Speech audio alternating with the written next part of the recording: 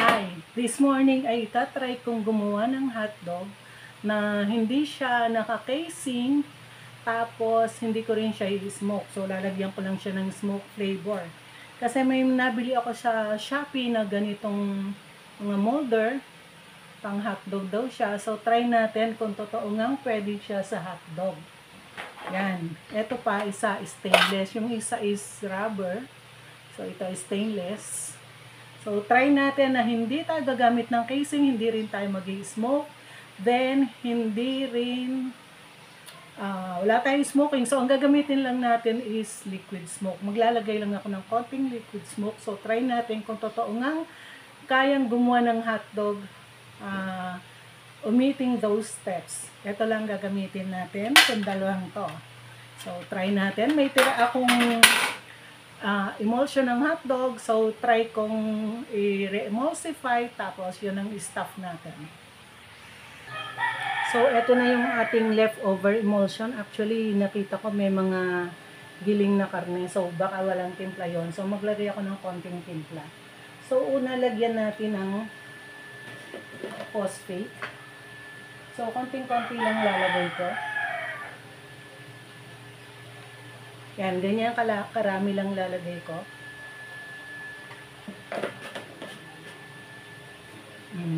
Close natin. Close natin. Tapos, paandarin natin ng ilang minutes. So,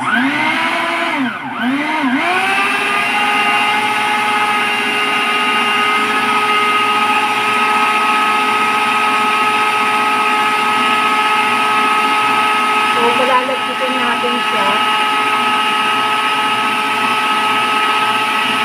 1 to 2 minutes. Inuhin natin.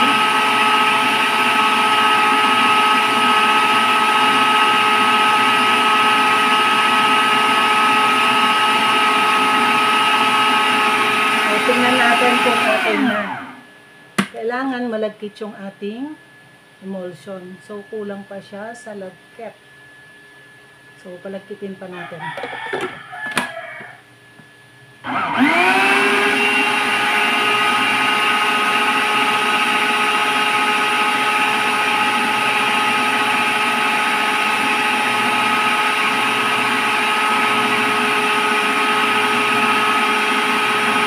Nagtatakali ng mga ingredients kasi masyadong konti lang yung ating gagawin. So, antayin ko na lang.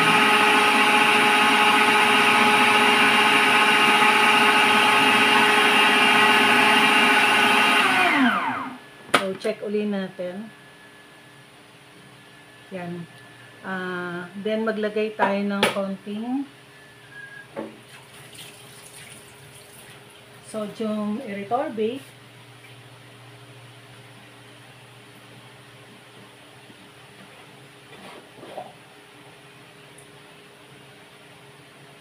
So, konting-konti lang, mga ganito lang. Hindi ako naman. Hindi ko na hawakan ng basang kamay yung mga pang sandok.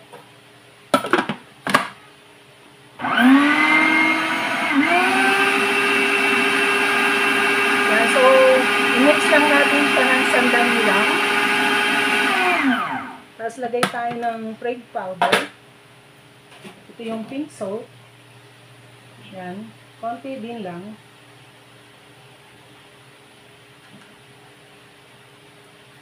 Yan. Ganyan lang ilalagay ko.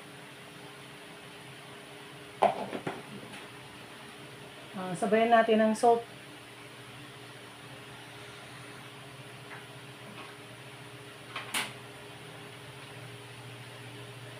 Yan, ganito lang karaming salt lalagay ko.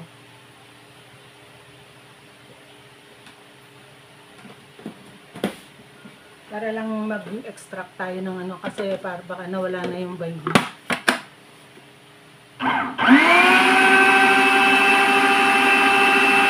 So, 1 to 2 minutes ulit.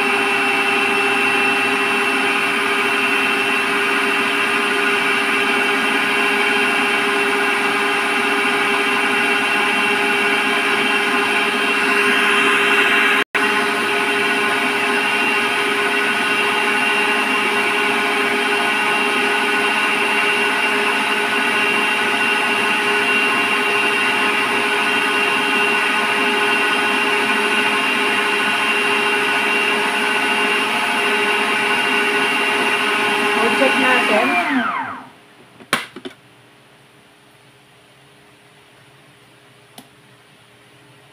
Tapos lagay tayo ng konting black pepper tsaka MSG, pampalasa.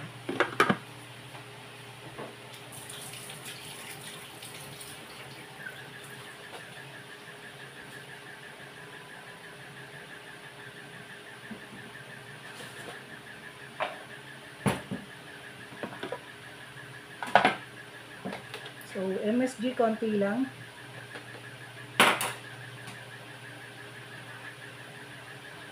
Yan, ganito lang lalagay ko.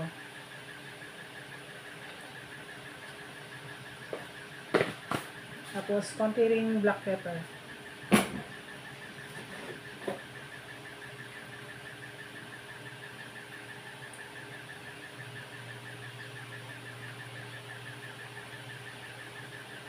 Yan, ganito.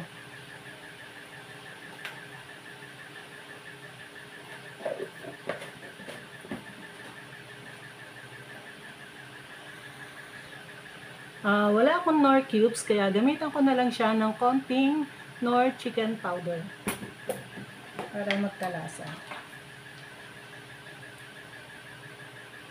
So, yun. Maliit lang to. 1/4 teaspoon.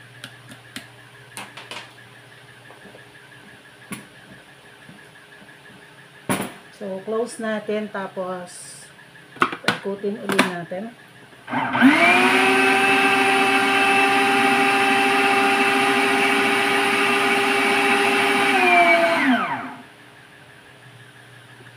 Maglagay tayo ng, since hindi nga tayo mag-i-smoke, maglagay tayo ng konting smoke flavor. So, ito is smoke, liquid smoke. So, lagyan ko siya ng 1/4 teaspoon.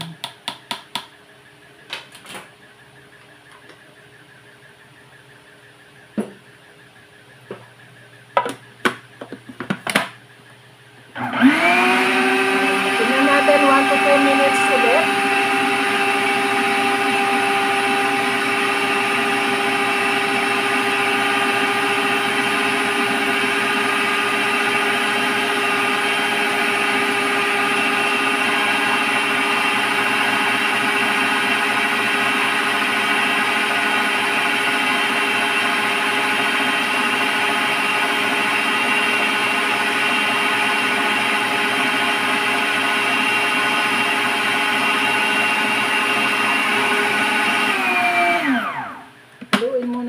Para yung mga nasa sides na hindi nagagalaw, mahalo siya, ma-mix. So ayan, malagkit-lagkit na siya, although hindi siya kasing lagkit nung desired na kasi lumang emulsion na to. Titingnan lang natin kung talagang pwede yung binili kong molder.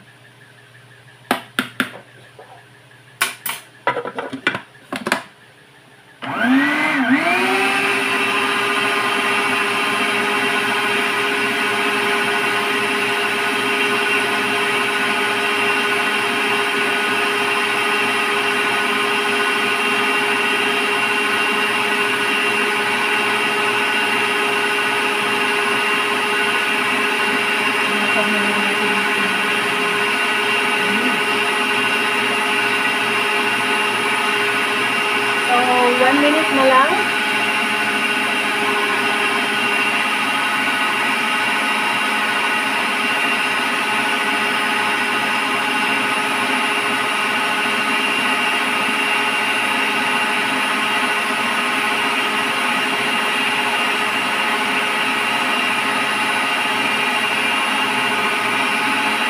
So, tapos na. Try natin yung molder.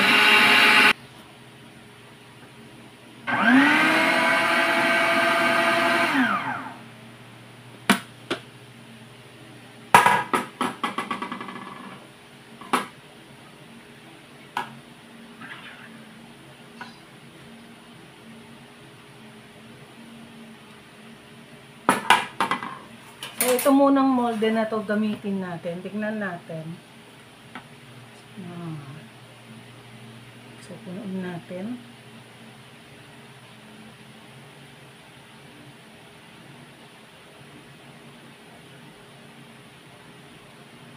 Ganda kaya to.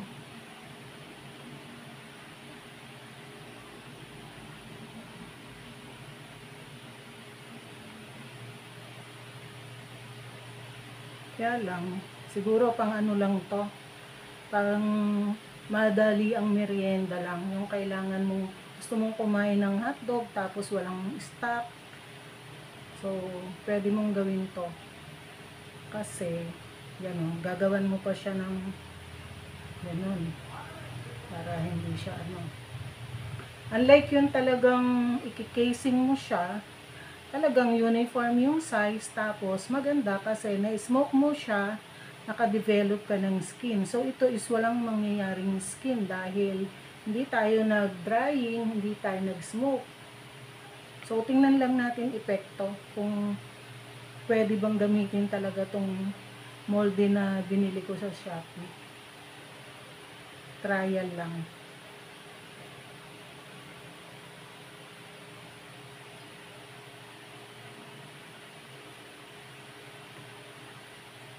Dali.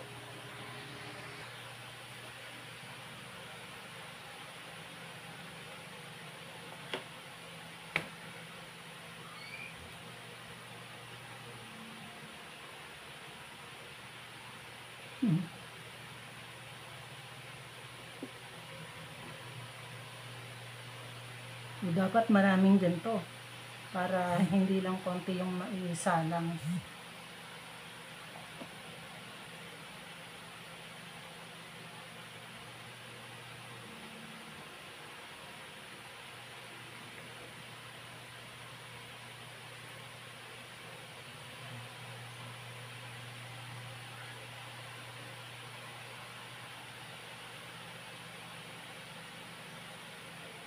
Baka mamaya yung ibabaw niya hindi maganda ang bilog.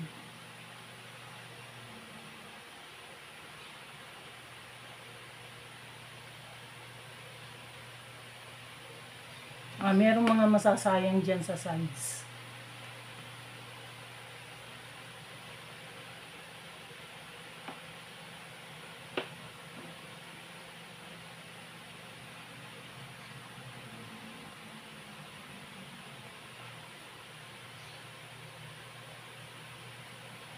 Yan. So, takip natin. Dagdagan ko to para hindi siya uka.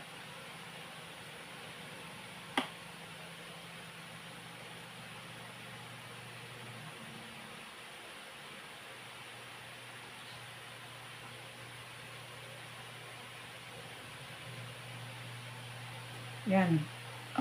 So, takpan natin. So, ito yung cover niya. Maging maganda kaya to. Yan.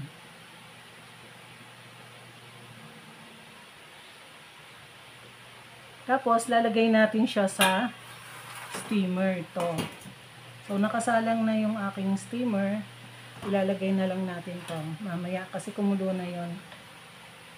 So, pag natapos, lagay natin.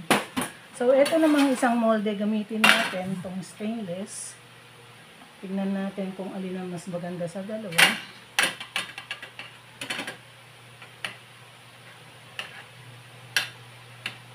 So, kung okay to, pwedeng pang emergency na hotdog.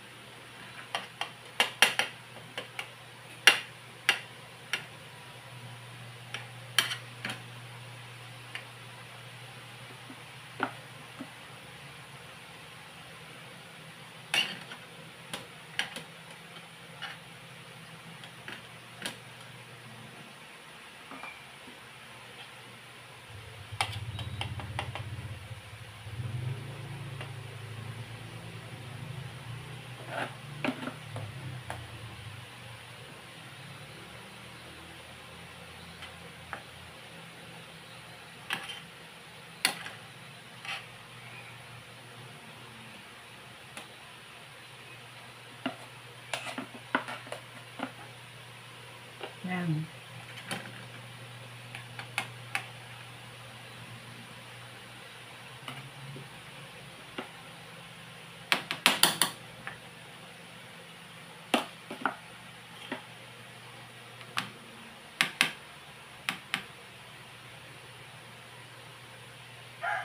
mukhang tama-tama lang tong emulsion ko.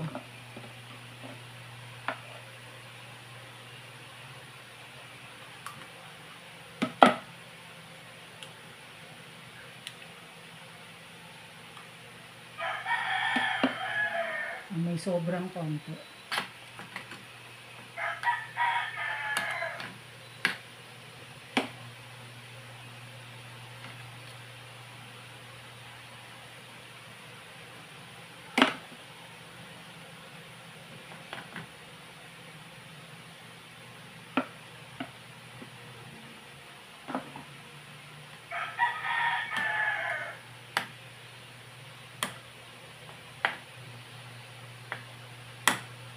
Yan. So, ito naman i-cover natin. Ganyan. Yan. Ganun ba? Parang mali hindi, tama. Kasi ito yung matambok. So, ito yung bibilog yung ibabaw. So,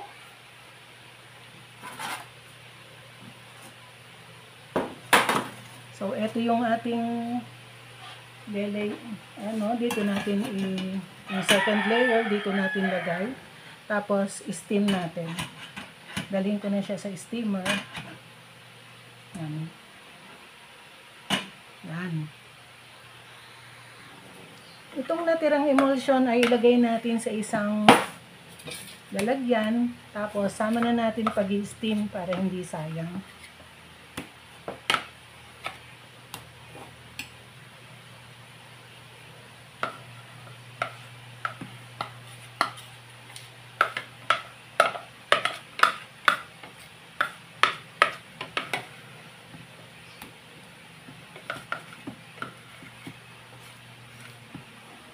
Kuha akong scraper para masaid.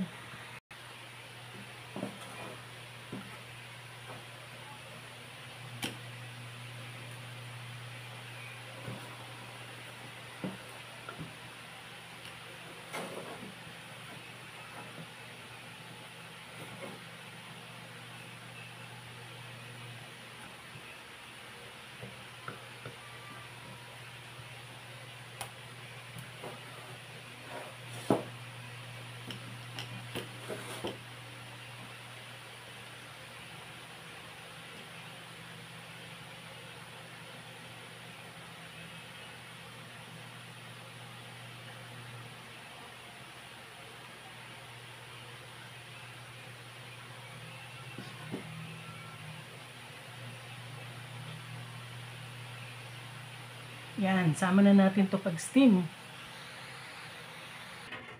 So, ito yung ating steamer. Mainit.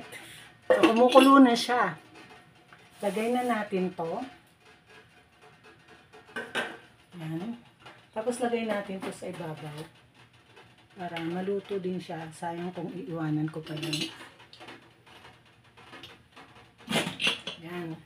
Tapos, i-maintain natin ang temperature sa 180 degrees Fahrenheit for 10 to 15 minutes hanggang sa maging 150 ang internal temperature ng ating hotdog.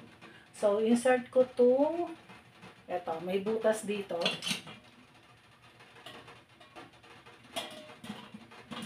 Yan. Insert ko itong thermometer ko dito. Maintain ko sa 180 ang temperature. So, hintayin natin. So, ang temperature natin ngayon is 180 degrees Fahrenheit. I-maintain natin sa ganyang temperature for about 10 minutes. Then, check natin kung 150 degrees Fahrenheit na yung internal IT ng hotdog. Pag below 150, kailangan natin mag-extend. So, wait natin yung 10 minutes. So, check natin. Tapos na ang 10 minutes kung luto na yung ating hotdog. Pero, baka hindi pa to luto kasi yung mga hotdog na 10 minutes na luluto is naka-steam siya. Direct ang heating, hindi sa steamer. Tapos, walang nakatakip. So, yung casing lang. So, direct siya. Ito kasi is may molde. So, hindi natin alam kung maluluto siya agad ng ganong kabilis. Ayun o, umangat na. Tingnan muna natin ito nasa ibabaw kung nag 150. Panghawak.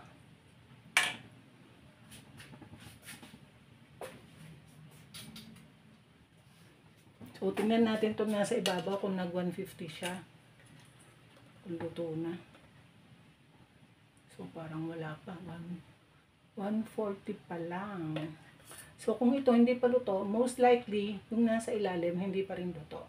So, extend tayo 5 minutes. Kasi 140 pa lang. Yun, 140. So, extend tayo 5 minutes. So, check ulit tayo. So far, maintained naman tong temperature natin. So, 180. Check ulit tayo ng IT. So, yan. Nag-watch na siya. Siguro naman ay 150 na to. Luto na to. Then, i-check natin yung nasa loob. O, yan. 160 na. Tumaas na. So, pwede na to. Over na nga. Yung nasa loob, i-check natin. Ay, nako, baka matapos ito.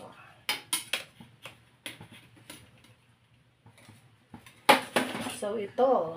So, ito na yung ating hotdog kuno. Ay.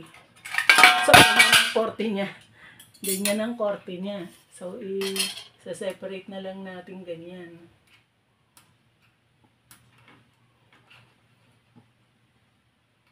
So, dapat na ano ko talagang ganun. Separate na separate. So, isi-separate na lang natin manong-manong ganun. So, tingnan natin yung IT nito.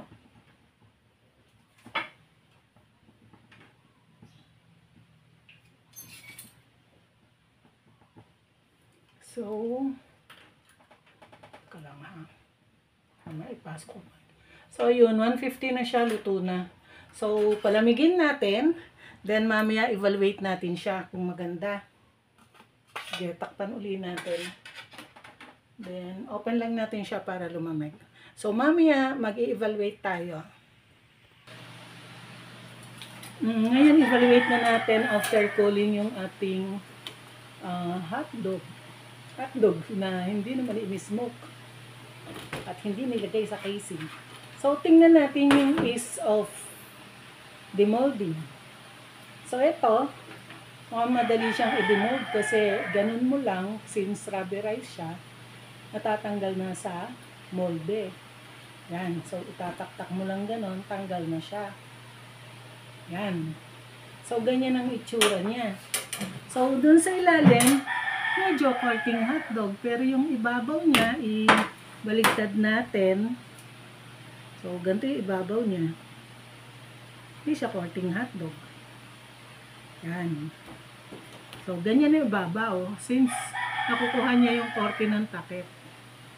So, yung ilalim, okay siya. So, ewan ko pag niluto to, hindi mo siya pwedeng pagulong-gulungin since hindi naman siya pa-round yung yan. So, medyo loose siya. Tapos medyo parang crumbly. Tingnan natin yung emulsion sa loob. So, yan. Kuha kong tinidor.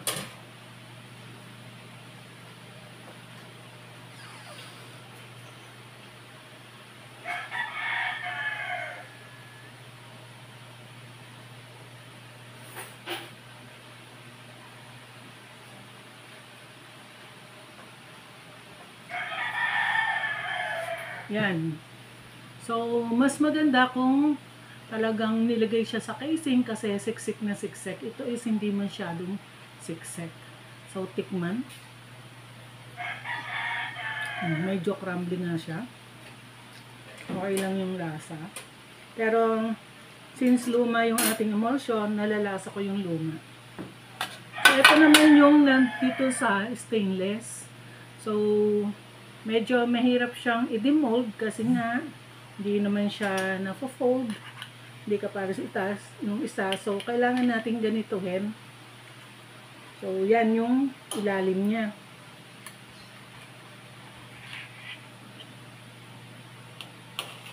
So, hindi siya itsura ng tunay na hotdog. So, kung talagang pang commercial na hotdog, hindi siya pwede. Bagsak siya.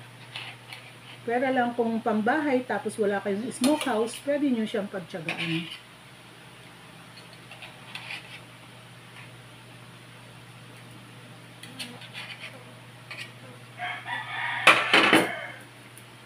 Yan.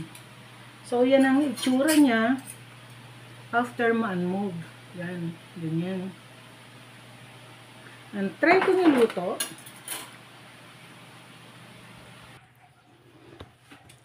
So, ito yung itsura ng ating hotdog na niluto lang sa former. Yan, sa molder. So, walang steaming, walang drying, walang smoking. So, ganyan siya. So, para sa akin, hindi siya pasa. Pero kung wala kayong smokehouse at gusto nyo talagang makagawa ng hotdog, so, pwede nyo pagtyagaan.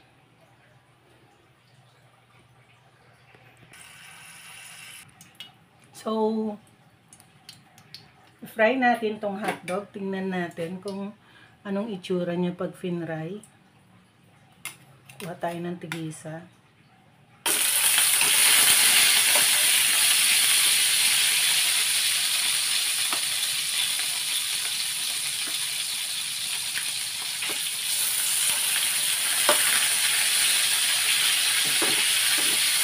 So, madikit siya kasi hindi naman kasi siya in-smoke at dinry. In-steam lang siya.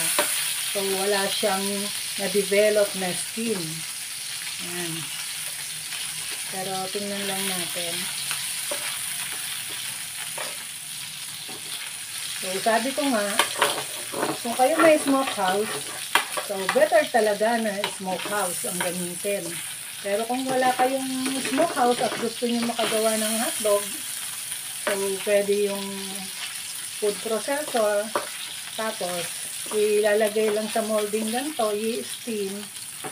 Ayan, di may hotdog na kayo. Hindi nga lang siya ganun ka-perfect. Kaparis kung gumamit kayo ng casing at gumamit kayo ng smokehouse. Ayan, pagkaluto, tikman natin kung anong-ano niya.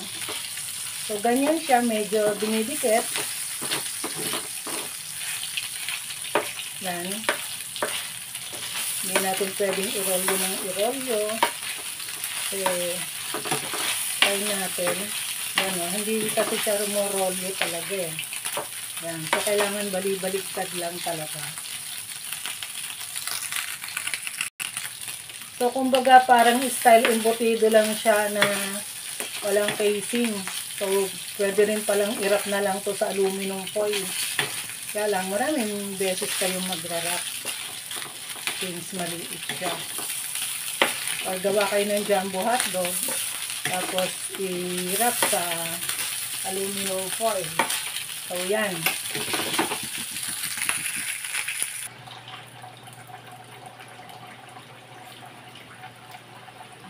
So, yan. Tikman natin yung ating hotdog na pinirito.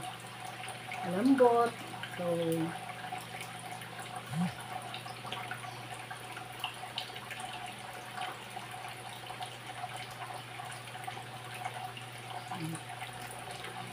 pwede nyo rin pagtyagaan pag wala talaga kayong smokehouse at gusto nyo lang gumawa ng hotdog sa bahay.